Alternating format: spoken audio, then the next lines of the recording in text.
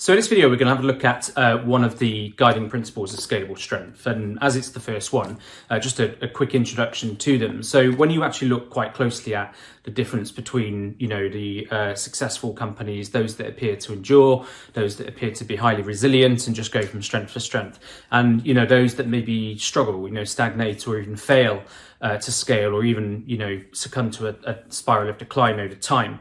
Actually, one of the key reflections is that fundamentally business is still about people, and with people, the real driver behind scalable strength and achieving long-term success is actually our state of mind. So when we look at the sort of common factors between successful companies, really long-term enduring companies, we find that there's probably sort of 5 key areas, and we look at those in the sort of early stages of the book.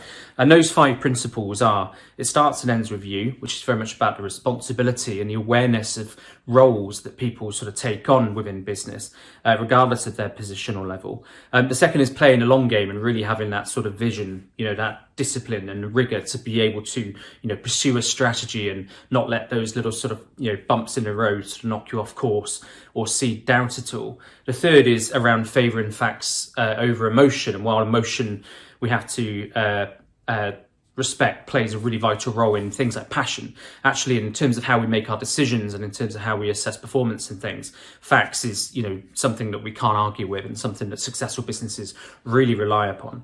And then the final 2, be conscious and disciplined, that sort of rigor, that pursuit, that momentum towards success that is easily lost, bearing in mind that we're all humans and we can succumb to sort of tiredness and burnout and things if we're not careful. And then last but not least, the interesting one in the book that we use quite a lot is what I call use the power of negativity. And this isn't to say be pessimistic, but this is to say, start thinking about what might get in your way or what might go wrong or what might change. And actually this can feed our minds with lots of sort of, potential ideas or, sort of things that we need to, hurdles that we need to, traverse, barriers that we need to break down, all that kind of thing. But let's focus on this video on the first one. So it starts and ends with you. So it starts and ends with you is all about you. It's all about the responsibility that any individual in a business takes on. And what we have to remember when a business is growing, one of the hardest challenges in a business is scaling a team. And it's because, when we have, just human beings working in isolation, generally people are able to sort of perform. But when we start putting more and more people into the fold, things can start to become a little bit more complex, and that's because we require all of these people to essentially work as a team. Now, something that's really common in most businesses is the sort of definition, if you like, of what it is that each individual is here to do. So it's their role, and we might call this a job brief, we might call this a job description, we might call it a scorecard.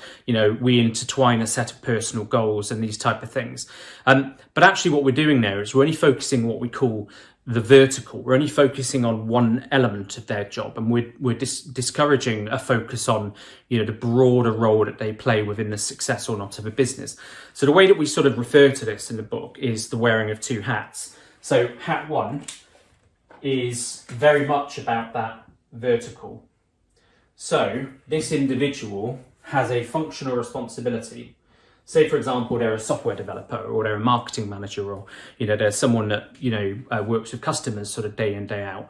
We have a core set of functional responsibilities. And as a consequence of that, there are responsibilities that they're there to do. And there are sort of, for most businesses at least, some form of measures so that we can determine whether someone is able to, fulfill that role properly. And that sort of, is very important, particularly when that person has a direct influence on the 3 core pillars, which are, the customer. If they're having sort of direct impact with the interactions with the customer, perception is key, and therefore, performance is key in those individuals. But equally, management of finances and commercials, and then also the building of resilience, the way our operations work, the development of our strategy, etc. So that's fine. And most businesses, kind of get that.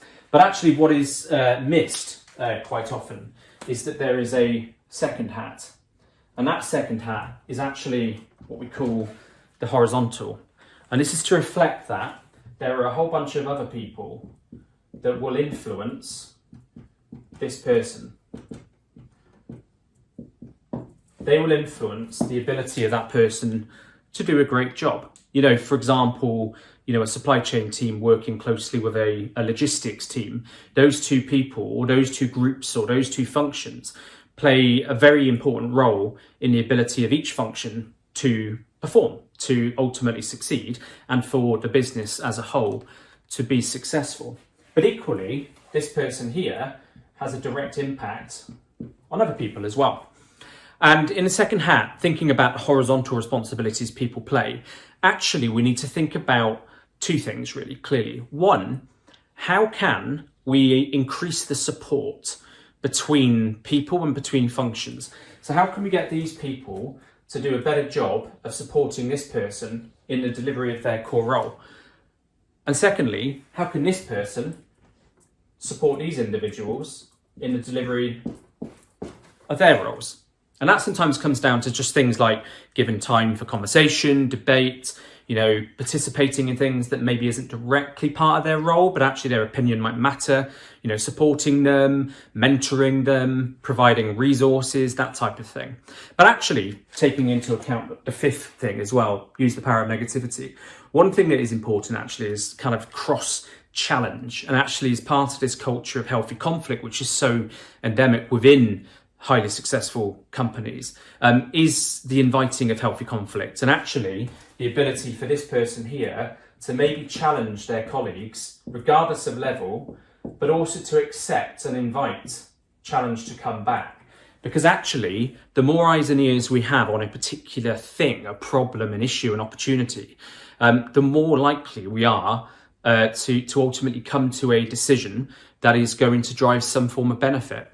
Now, the more these kind of things happen, the wearing of hat one and the wearing of hat two in an organisation across all the various functions, you know, at a micro level and on a big scale as well, the chances of, you know, success for that company ultimately rise, because we're unlocking the power of people, but most importantly, we're unlocking the power of multiple people coming together and working as a high performing team.